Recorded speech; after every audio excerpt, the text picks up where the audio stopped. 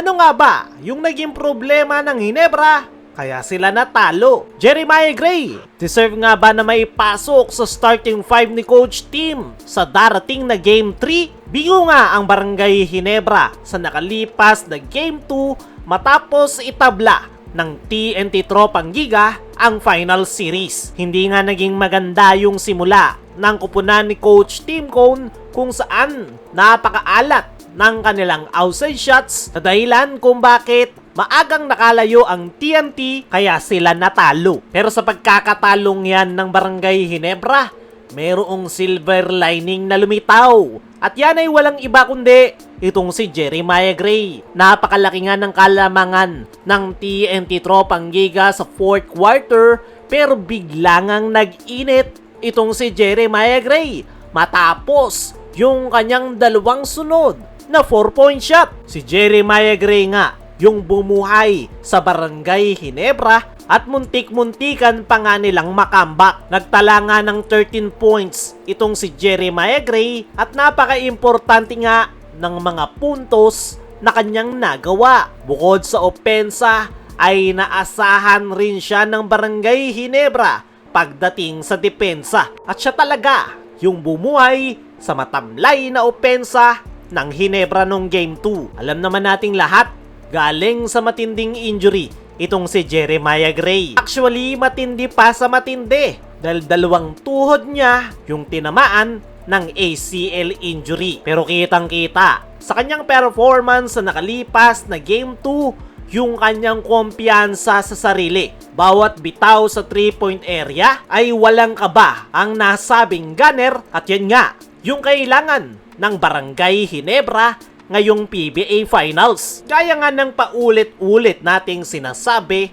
di hamak na mas maganda yung pinapakitang performance netong si Jeremiah Gray kumpara sa isa sa starter ni Coach Tim na si Stephen Holt. Sa nakalipas na Game 2, 1 point lang yung naiambag ni Stephen Holt para sa Barangay Ginebra. Actually, hindi lang ngayong finals kundi buong PBA playoffs. Okay naman si Holt nung elimination round. Pero pagpasok ng playoffs, doon na siya hindi naramdaman ng Ginebra. Napakalaki ng playing time na ibinibigay sa kanya ni Coach Tim. Pero missing in action, etong si Stephen Holt. Kaya naman, para sa akin mga chong, mas okay na itong si Jeremiah Gray yung ipasok ni Coach Tim Cone sa kanyang starting 5. Dahil deserve nga yan netong si Jeremiah Gray dahil napakaganda ng kanyang ipinapakitang performance at the same time pwede yang maging adjustment ni Coach Tim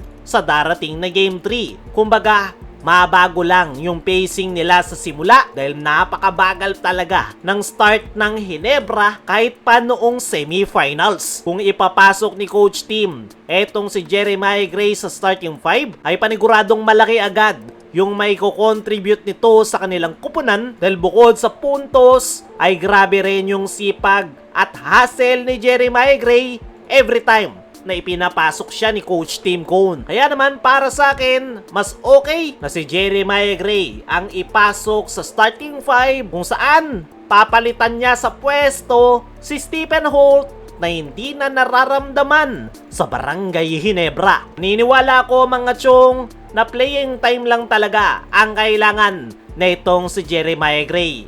Okay na ang nasabing gunner kung saan nakuha na niya yung kanyang kumpiyansa. Sana lang talaga ay ipasok siya ni Coach Tim sa starting 5 this upcoming Game 3. Kaya mga chong, ano ang masasabi nyo? Deserve ba na itong si Jeremiah Gray na ipasok sa starting 5 ng Ginebra?